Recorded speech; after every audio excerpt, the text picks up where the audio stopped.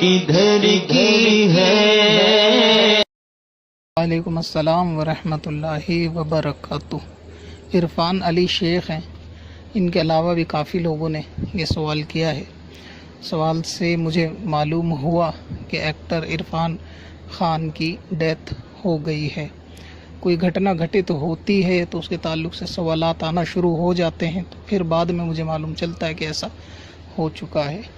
پوچھنا یہ چاہتے ہیں لوگ کہ ایسے شخص کو ایصال ثواب کرنا، دعائیں مغفرت کرنا کیسا ہے، اور کیا رمضان میں انتقال کرنے والا جنتی ہوتا ہے اگرچہ اس نے کیسے بھی اعمال کیے ہوں۔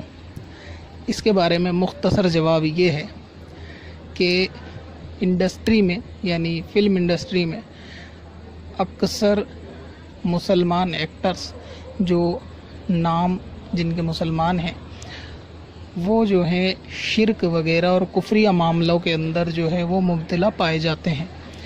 بظاہر وہ چاہے ان کی فلموں کے ذریعے ہو یا کسی شرک کے یا کفر کے پروگرام میں ہو، تو یہ اس پر راضی بھی ہوتے ہیں اور اس میں پارٹیسپیٹ بھی کرتے ہیں، یہاں تک کہ خود پریکٹیکلی بھی شرک ہو یا کفر کے پروگرام میں یا اس طریقے کے دوسرے مذاہب کے فیسٹیول میں حصہ بھی لیتے ہیں۔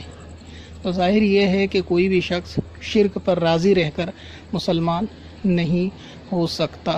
اسی طرح کوئی کفر پر راضی رہ کر یا کفر کو پرفارم کر کر، چاہے بطور ایکٹنگ ہو چاہے حقیقی زندگی میں ہو، اگر وہ کفر یا شرک کو پرفارم کرے گا خوشی کے ساتھ، لوگوں کو میسج بھی اس کے تھرو دے گا، تو ظاہر یہ ہے کہ وہ مسلمان نہیں رہے گا۔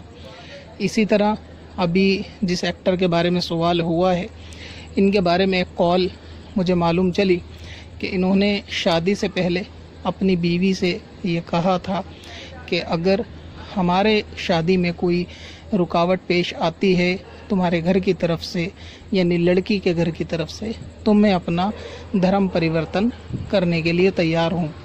مطلب یہ کہ بیوی جو ہے وہ مسلم نہیں تھی، تو عرفان خان نے یہ کہا کہ میں اپنا مذہب کو تبدیل کر دوں گا نکاح کے لیے۔ تو معلوم یہ چلا کہ یہ شخص نے یہ جملہ کہ میں اسلام چھوڑ دوں گا، یہ بھی صراحت کفر پر دلالت کرتا ہے، لہٰذا ایسے شخص کو مسلمان نہیں سمجھا جا سکتا۔ اب رہا یہ کہ ممکن ہے کہ کسی نے مرتے وقت توبہ کر لی ہو یا نہ کی ہو، تو اس کا کس طرح سے معلوم چلے گا؟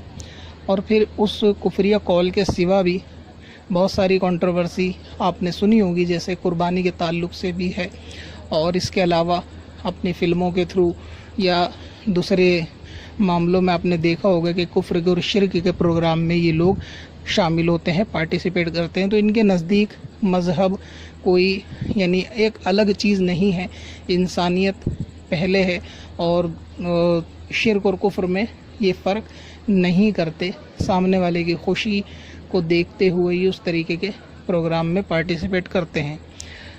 تو اس کے بارے میں نے پہلے بھی ایک ویڈیو بنا رکھی ہے کہ کوئی اس قسم کا بندہ ہو، اگر اس کا انتقال ہو تو کیسے معلوم چلے کہ اس نے توبہ کی ہے یا نہیں۔ تو اس ویڈیو کو آپ دیکھ لیں، دانش ذہان کے بارے میں ویڈیو تھی، وہ آپ یوٹیوب پہ سرچ کریں گے سکندر وارسی اباؤٹ دانش ذہان، تو وہ ویڈیو آپ کو مل جائے گی۔ اور آخری آڈیو جو انتقال سے پہلے عرفان خان کی وہ آئی ہے منظر عام پر، تو اس میں بھی بظاہر یہی لگ رہا ہے کہ اپنی فلم کا، آنے والی فلم کا پروموشن کیا جا رہا ہے، جس سے ہی معلوم چلتا ہے کہ اپنے پچھلے جرم پر کوئی ندامت نہیں ہو رہی۔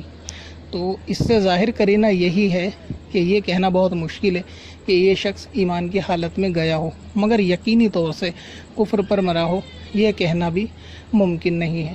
تو اس میں صورت یہ ہے، میری ذاتی رائے یہ ہے کہ ایسے شخص کو کہ جس کا کفر واضح ہو اور توبہ واضح نہ ہو، اور توبہ کے لیے کوئی علامت نہ تو ظاہری طور سے نظر آتی ہو اور نہ کسی سورس سے توبہ کا کوئی اندیشہ نظر آتا ہو، تو ایسی صورت میں ایسے شخص کو ایصال ثواب کرنے سے بچنا چاہیے، اور ایسے شخص کے لیے دعائے مغفرت بھی نہیں کرنی چاہیے۔ اس میں بہتر اس طرح کیا جا سکتا ہے کہ اگر آپ کو ایصال ثواب کرنا ہے تو آپ اس طرح سے کر سکتے ہیں کہ اپنی تمام عبادت کا یا جس معاملے کا آپ ایصال ثواب کرنا چاہتے ہیں وہ تمام مسلمانوں کو کر دیں. یعنی اللہ تبارک و تعالیٰ سے کہیں کہ جو میں نے یہ نماز پڑھی یا روزہ رکھا، اللہ تبارک و تعالیٰ تو اپنی رحمت سے اس پہ ملنے والا ثواب تمام مسلمانوں کو میں ایصال کرتا ہوں یا کرتی ہوں، تو اللہ تبارک و تعالیٰ اپنی رحمت سے وہ تمام اس مسلمانوں کے نامہ اعمال میں اس ثواب کو پہنچا دے گا. تو اگر یہ شخص ایمان کی حالت میں گیا ہوگا تو اس کے نامہ اعمال میں ثواب پہنچ جائے گا، اگر نہیں گیا ہوگا تو ثواب نہیں جائے گا. تو احتیاط سب سے بہتر ذریعہ ہے کہ اس میں احتیاط کرنی چاہیے.